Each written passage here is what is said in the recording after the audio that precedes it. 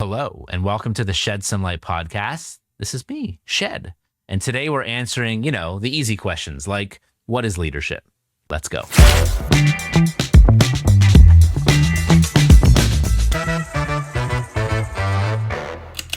Welcome to the Shed Some Light podcast. This is Steven Shedletzky, and I'm delighted to be joined by my dear friend, David Nebinski. Hey, David. Hey, Shed. Hey, everybody. Thanks for listening. Great to be here. Thanks for tuning in. So I'm so happy that David is co-hosting this with me. David is brilliant at building and cultivating community and making people feel special, like the awesome people they are. So I'm so delighted that David is with us on the journey. For those who don't know me yet, my name is Steven Shedletzky. Friends call me Shed, so feel free to call me Shed. And we're going to shed some light, pun most definitely intended, on topics like, what does it mean to be a leader? What does this word trust mean? We throw out the word culture. What does workplace culture mean? And how can it be healthy and thriving and productive? And so today we're going to answer that first question, which if we're endeavoring to do a leadership development podcast, we should probably answer the question, well, first off, what is leadership? Am I answering that? No, I think you're answering that one. Oh, is that my cue? I think so. Yeah, Shed, what is leadership? Oh, are we going to do that now? So let's answer that question. We throw out the word leadership and we all nod our head. Yes, leadership, important, matters. But do we have a common standard definition of it? Or do we just say the word or throw the word out there and then all have different interpretations? For some of us, it might mean authority or title. For some of us, we might have a vision of a certain type of person or a certain person in our mind's eye. And I think for most of us, I think the sort of interpretation is often negative. I don't think we necessarily feel inspired when we hear that word. And so I think a couple of things. I mean, one, it may be wise first to answer the question, why define it anyway? And I think we should define it for that very reason, that if we're to do a job well, whether we're in a formal role of leadership or not, whether we want to decide who to follow, right? Which is really key as well. I think we should have a common standard definition, or at least take a crack at it. Is how are we to do something well or choose who to follow if we don't know what we're looking for or we don't know what the job description is? Sounds good to me. Okay, I agree. Good. Okay, great. So as I was thinking about this podcast and this work, I thought of a definition, and it's something that I've been sharing with lots of audiences. I shared and did some work with my brilliant friend, Rich Davini. And if you don't know Rich Davini, he's a 23-year veteran, retired Navy SEAL, and led one of the elite teams. So if there's anyone who understands what it means to lead and the ramifications of effective leadership, I lean into Rich. And so I ran this by Rich as well as a number of audiences. And in fact, David, you and I had a chance to workshop this with an amazing group of people last week. So this is the definition, the working definition that I've got to as it relates to what is leadership. To me, the definition of leadership is the attempt to leave the people and world around us better than when we found them. The attempt to leave the people and world around us better than when we found them. Shed, when I hear you say this, two words really jump out to me is attempt and better. And when you what does attempt mean, and what does that look like? Yes. When I'm walking down the street and I smile at someone, is that an attempt? Yes. Okay. Yeah, sure. Yeah, I mean, you were leading in that context. So I love that you point this out, especially on the attempt piece. I mean, attempt and better are those two key words, so I'm glad you picked up on that. It's both every micro interaction, like I'm going to go out of my way to smile at this person in the office just to create a friendly tone, as well as macro, like my entire body of experience with this person, which means we can lead in micro interactions, but we're also evaluated on macro. So to me, attempt denotes that it's an infinite game, that it's never done, as leaders, we never arrive. We are always arriving. I also think this is a human element, like what it means to be human. I think we can grow and evolve even on our deathbed, which is a really interesting, morbid but inspiring idea. An attempt means that despite our best efforts, like you could work so hard on that smile, but like I miss it or it doesn't land or it isn't what I want or need in that moment, but you're still attempting. You're still doing everything in your power and control to attempt to lead effectively. And sometimes despite our best efforts or intent, we still mess it up or we get it wrong or we make a mistake or we fall down. And the work of leadership is standing back up or asking for help to be picked up, brushing our shoulders off and keep going. And that attempt is never ending and infinite. Which is exciting that it's infinite. I mean, I think it's both exciting and like I'm a parent. I think one of the best, though I don't think work is like family, because it isn't, unless it is 100% a family business, then it really is like family. But work to me is a community or team. A community is a group of people who agree to grow together. But for me, there's probably no better analogy or comparison of what effective leadership looks like than what effective parenting looks like. And for me, I take my role as a parent, as a dad, very seriously. And do I nail it? And am I perfect all the time? Like, absolutely not. It's intimidating. It's hard. Oftentimes I'm like, am I doing the right thing? Am I doing a good job? There's a question mark there. And sometimes you don't know for days, weeks, months, or years, but you just do what you feel is right and keep going as you endeavor on this never-ending sort of attempt. On the attempt and the parenting side, are you okay if I reflect something back to you? Sure, please. I have really respected how you've committed to the commitments that you've made related to parenting. And there's been certain times where I've said, hey, let's have a call. Let's do this on this date. And you're like, you know what? I have committed to this, to the family on this date, and I can't do it then. And so I think I've seen the attempts Thank you. On this in this vein. So thank you. That's very kind. I appreciate that. Now I could be better at being off my phone when I'm attempting to be with them, but that's a different conversation for a different day, perhaps. But thank you. That's very kind, David. Okay, so that's the attempt piece. Should we talk better? Let's do it. Because I think those are the two key words: attempt and better. I think we've hit that attempt piece. So better. This one for me is interesting, and there are really interesting sides to it, both on the positive and like also the question mark. So I used to, because I've been doing this work of leadership development for, gosh, like a good, like closer to 20 years than not. And I used to be like, there are good leaders and there are bad leaders. There are true leaders. And I'm like, who am I to judge? Like, I'm not holier than thou. I don't have the power vested to me by society, community, or the powers that be to like ordain thou art. Like, who the frick am I? And so I've loved this word better because to me, it takes the personal evaluation and the subjectivity out of leadership. As it turns out, what is the only requisite of leadership?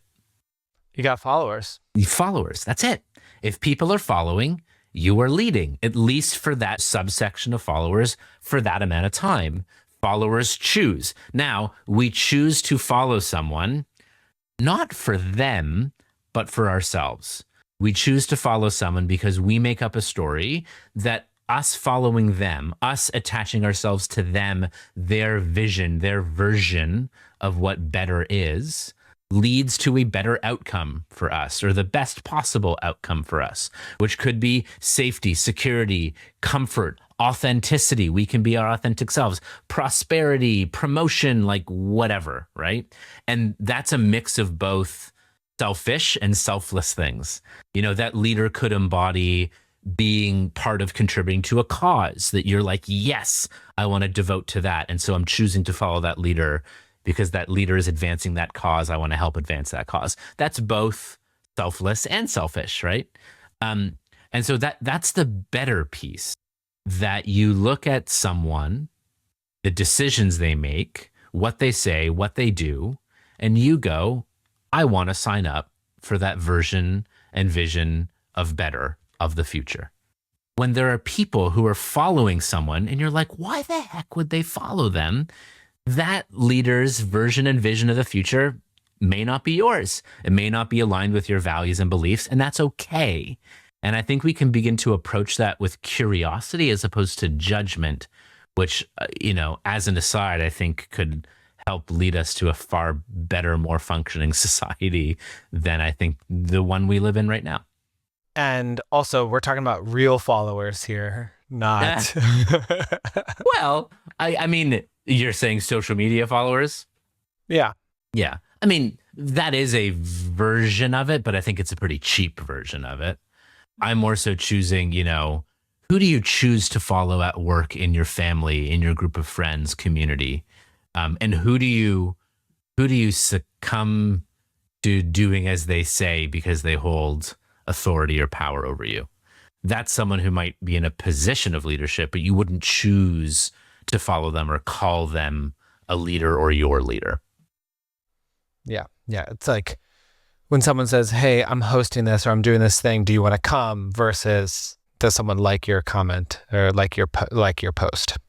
Sure. But to me, social media interactions can still be human. They can also be bots.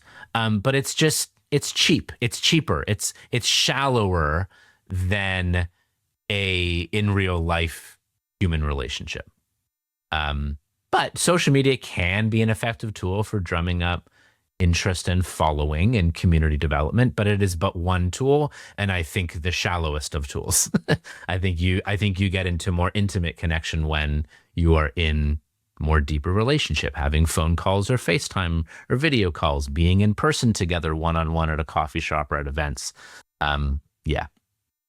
Is there anything else about this definition that you think we should talk more about? I don't think it's right, but I think it's a useful starting place. And in fact, you and I hosted an event last week. We called it Dinner and a Podcast. We had a dinner event in Williamsburg, where you are now, and we workshopped this definition and heard some really interesting comments and pushback. So for me, this isn't like case closed. This is it. This is the holy grail finding of what does it mean to be a leader. For the purposes of this podcast and our work together, you and me and listeners here, as we're workshopping and endeavoring to be better leaders and choose more wisely as we choose who to follow, it's a working definition that I think we're going to revisit and even go like, I don't know about that one. And what it could improve if we do this, or what about this scenario? So to me, this is a working definition for now that I hope helps and serves as we're endeavoring into this work. It's an attempt as well. Yes, it is an attempt. It is exactly an attempt. That's so good. Yes. Yes. Who do you think this definition is for, and what do you think it's for? So, in terms of the what's it for, I think answered, but I'll highlight it again, which is how are we to do a job well if we don't have a common definition or understanding? In terms of who it's for, I think it's for anyone who wants to lead and lead better. I think it's for anyone who's been thrust into a leadership role, either by choice or by happenstance, and they want to do it as well as possible. And I even think for those of us, as I've mentioned a couple of times, who want to be more intentional and wise on who we choose to follow at work, in our personal relationships, as it relates to political leaders or whatever. It's how do we best decipher the leader we want to be and intend to be and behave into it, and the leaders we choose to follow as well. You mentioned Rich, who he wrote a book called Attributes, right? Yes, the Attributes, which I have here. Yeah. Okay. Brilliant book, yeah. And he's just come out with another one called The Masters of Uncertainty, which is very good too. This seems very timely in a world of tons of uncertainty. Yes. If there's anything that's certain, it's that there will be more uncertainty. That I can guarantee. So Oh, speaking of geez, yeah. attributes, is there any essential attributes that you want to talk about?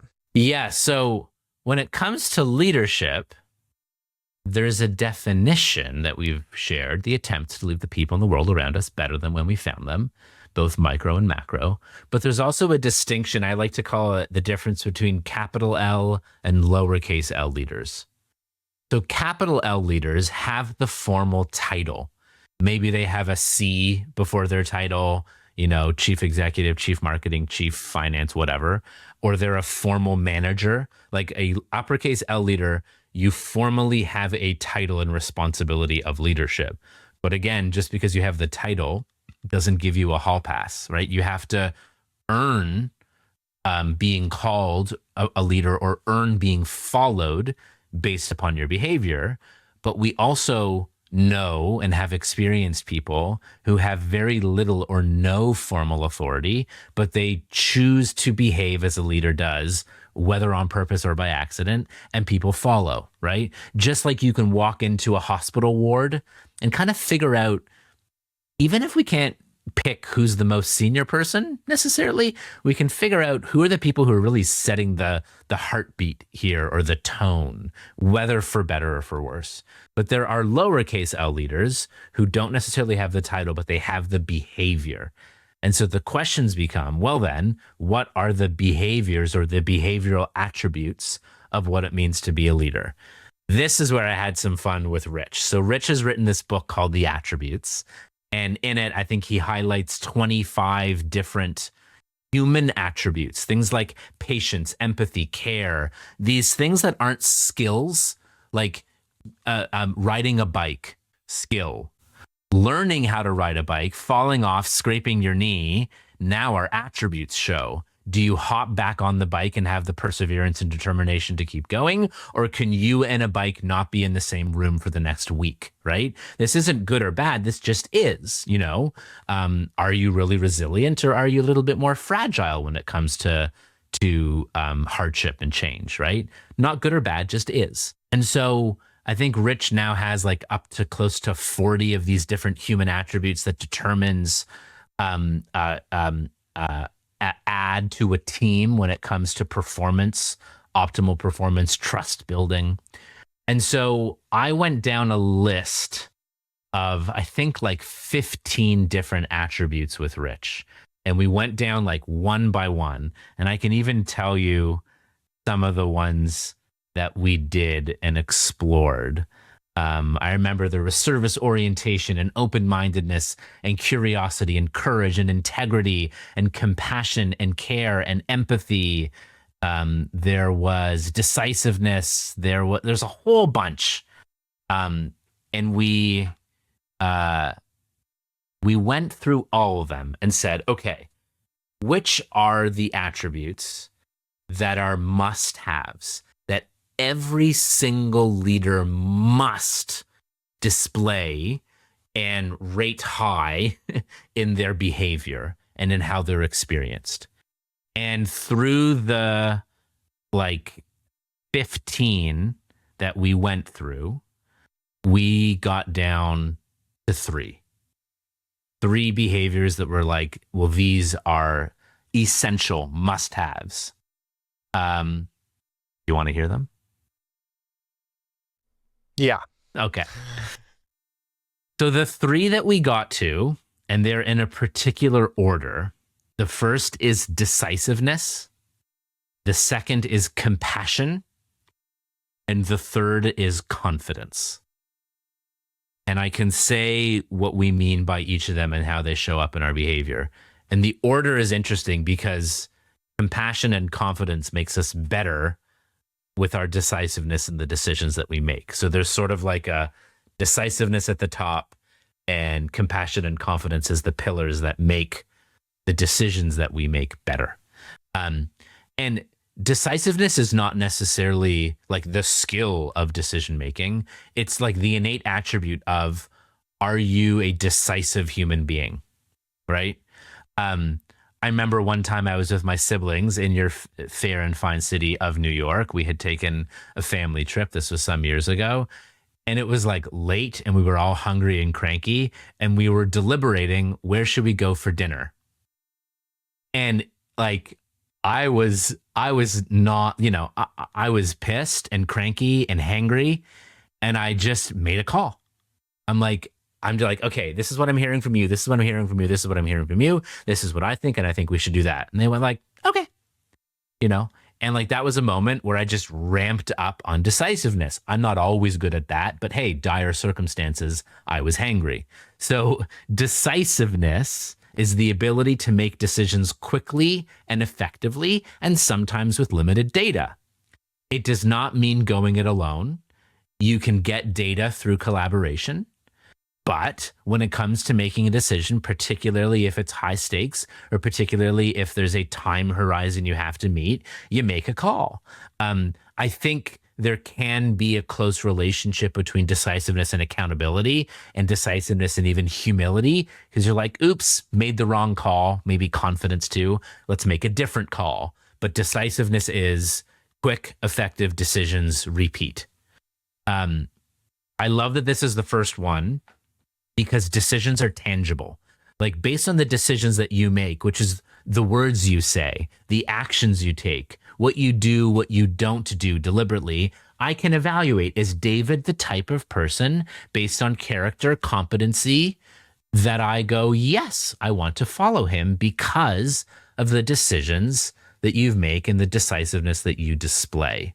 And I'll just add one more caveat and then hear if you have any comments or questions, but making no decision can still be decisiveness so long as it is communicated well and strategically intentional, that I'm choosing to make no call for this reason. That's still a decision. So my decision to comment, respond to your question Yes. is being decisive. Yeah. Yes. I think it's any moment when presented with, leaders are the ones who make calls, and hopefully own up to those calls, and are willing to change the calls if they made the wrong call. And, I think it's great to practice this one in low stakes environments, like choosing what's for dinner and seeing if you do it compassionately or not and effectively or not.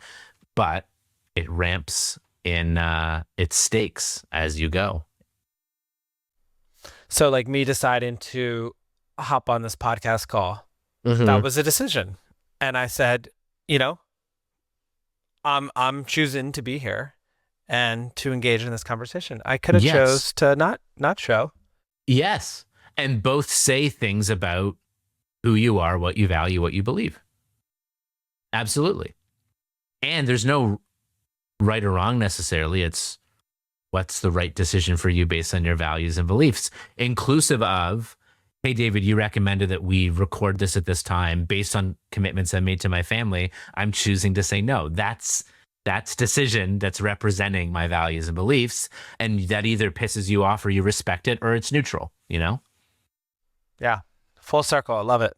Cool. Okay. So that's decisiveness.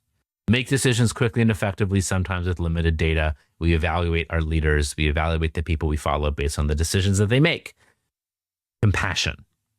That's the second one. Compassion is really interesting to me because if you had asked me like 6 months ago, hey, Shed, do leaders have to exhibit empathy? I'd go, well, of course they do. But as it turns out, perhaps not. Because here's the thing with empathy. If we define empathy as I feel what you feel, there are certain experiences in life that some of us cannot feel what another actually feels. I'll give you an example. I had a front row seat to my wife returning to 2 maternity leaves, or returning to work following 2 maternity leaves from our 2 kids. But like, I'll never really know what it feels like to be a professional mom.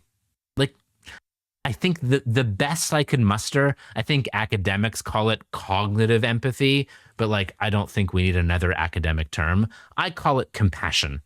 Compassion for me, it's more cerebral. It's I may not be able to feel what you feel, but I can do the work to attempt to understand. Now we're talking. Now, what's interesting about that is when we attempt to lead with compassion over empathy, we can safeguard ourselves from the burnout that can occur with empathy when we feel too much. And I think compassion gives us every reason and no excuse. Like, you can always strive to connect, make someone feel heard, understood, that they matter through a compassionate lens. Yeah. So the way Rich would define compassion, the ability to show sympathy and concern for others, I just think it's doing the work to attempt to understand how another feels, and even have someone go, "Thank you. Like I feel that you understand how I feel." And when we lead with compassion, our decisions tend to be more effective too, because we tend to meet people where they are and not alienate them, even if we're making decisions that are counter to what they want. I like how you did the like how this is connected to decisiveness. As it follows the decisions. Or it can sometimes lead the decision as well. When we lead with compassion, we can make better, more robust decisions that consider the people who are following us or the people we're supposed to be serving. I like that. Yeah.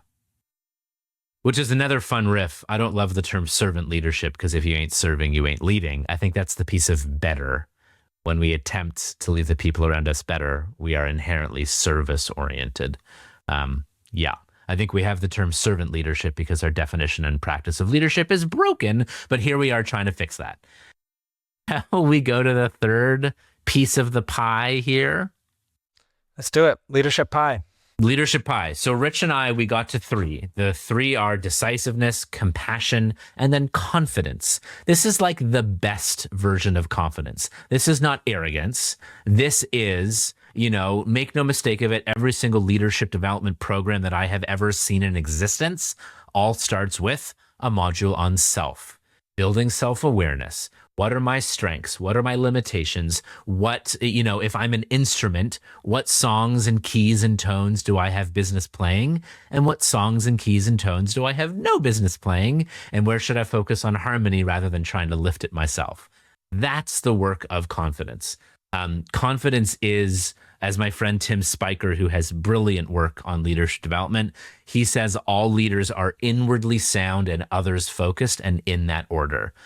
Inwardly sound. This means that I know where I'm good and I know where I'm deficient and limited, and I have the confidence and the vulnerability to share that openly with the people around me so that we can best team together and I can most effectively lead them. That's confidence. And the way Rich defines confidence, the feeling of self-assurance, a belief in one's own capacity and qualities. The insecure leader is dangerous and most likely toxic. The secure and confident leader we can follow and trust. And so similarly, like number 3, having more confidence can help you make better decisions. Yeah. And own it, and also be like, oh, messed that one up, gonna make a different and better decision. Thanks, team, for that input and data.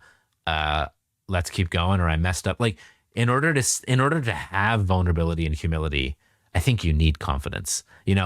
None of these sort of attributes are like, they're all kind of interconnected and interplay. So I think when you're higher on confidence, you also have the ability to be vulnerable and be humble, which is needed when making decisions and going, oops, messed that one up. This is the better decision. Let's do that now. Or to even have the willingness to be like, challenge me, team, and not be so insecure that you aren't willing to hear those challenges. A key piece of a speak up culture as well. Someone wrote a book about speak up culture, huh? Yes, someone did. And yeah, happy to contribute to that body of work. We've covered the definition of leadership, the attempt to leave the people in the world around us better than when we found them. We've spoken about the 3 absolute essential leadership attributes: decisiveness, compassion, and confidence, which forms a little bit of a wheel. So my question to you is, can you drive a vehicle on a metal rim alone with no rubber tire? Probably not. So I would say that you can drive it, just not very long or very well. And I think you'll do damage to the rim, to the road, to whatever surface, but it can roll, right? To me, those three essential attributes form that rim in a wheel. But there are other contextual, nice to have, but maybe not essential attributes that form a robust, round, well-inflated rubber tire. Yeah, I see the difference there. And based on the context you're in, like, you could challenge me to an arm wrestle of, Shed, we need these other attributes in this context. And I'm like, cool. I might try to push back and say, no, that one may not be required, but I'm okay with more. So there are a few notable attributes we didn't include that I thought was really interesting. The first is accountability. And like, it hurts me that we're not including this. But there are people that are followed, whether in organizations in society or community, who have zero accountability and all blame, and yet people still follow them. So I can't in my good conscience say accountability is a required, essential leadership attribute. Now, in the context of our team, it is, because we choose that if you're decisive, great. If you're compassionate, wonderful. If you're confident, cool. But you also need accountability, which is a piece of the attempt piece for us. That if you mess something up, you got to raise your hand and say, that was on me, or this is what I can own. I wish I could say that for all leaders that are followed, but I can't. But I think you can choose to make that an honorable mention, or you can choose to include that in your own wheel of leadership on those essentials. Two others that we didn't include that I thought we would: courage and integrity. And I like really battled Rich on this. I'm like, Rich, how can we not include courage? We need courage to lead. Integrity, right? And he said, well, they're too subjective, right? What a courageous act is for one may not be courage for another. And my experience of courage as well is it's often retrospective and often put on you by another. So there are things that I've done in my life and career that, as I look back on them, other people have described them as courageous, or I've reflected upon them and been like, oh, I guess that was courageous. But in the moment, I did what I thought I had to do, even if it was hard. So courage is too subjective and too different from one person to another. In the context of Rich, he's afraid of heights but loves water. So jumping out of airplanes, really hard for him. And the social pressure of other people jumping out of airplanes, he did it. But he's as comfortable as a clam in water at night with eels swimming around his legs. Like, no thanks, not for me. That would take a lot of courage for me, but none for him. So like, what gives, right? It's too subjective. The other is integrity, which is also too subjective. Integrity changes too much based upon what integrity means for that particular context or population.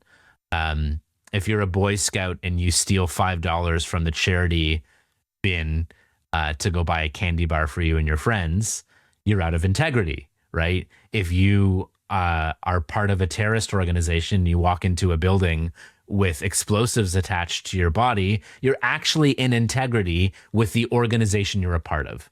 So it's way too subjective as well. Integrity is defined by the group you're a part of. I love the call out. I mean, I like courage and integrity, like great ones.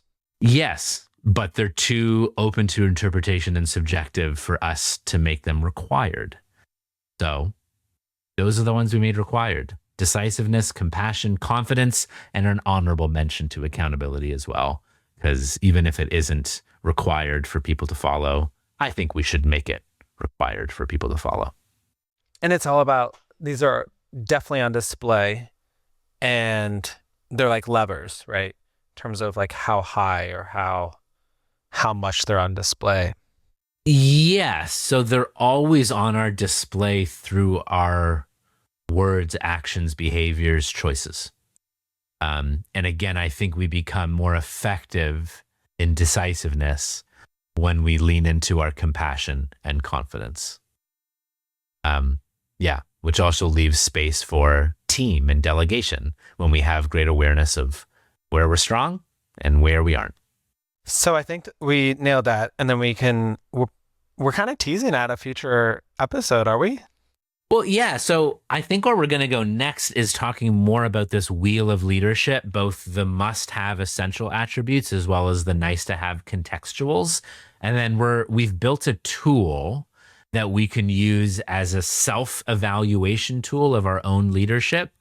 And an evaluate others as well. So we've made this like a self-evaluative tool as well as a 360 tool. So if you want to see how you or others, with their consent, rate on the essential and contextual, the must-haves and the nice-to-have leadership attributes, that's something that we're going to unpack and make available as a downloadable tool that you can use next episode. Woo woo. Yeah. Is there anything else that you want to share that for this first ding ding ding episode that you think that we missed, and what might a listener who's listening to this, like, how might they apply this information? So I think a few things. So one, if you are in a position or role of leadership, whether that is manager or director or VP or C-suite or founder or whatever, know that there's an interesting dynamic, and I touch upon this a lot in my book, Speak Up Culture, that the more senior you get, you are at risk of getting further and further away from the truth. And so you have to work extra hard to find that truth. That's a leadership dynamic.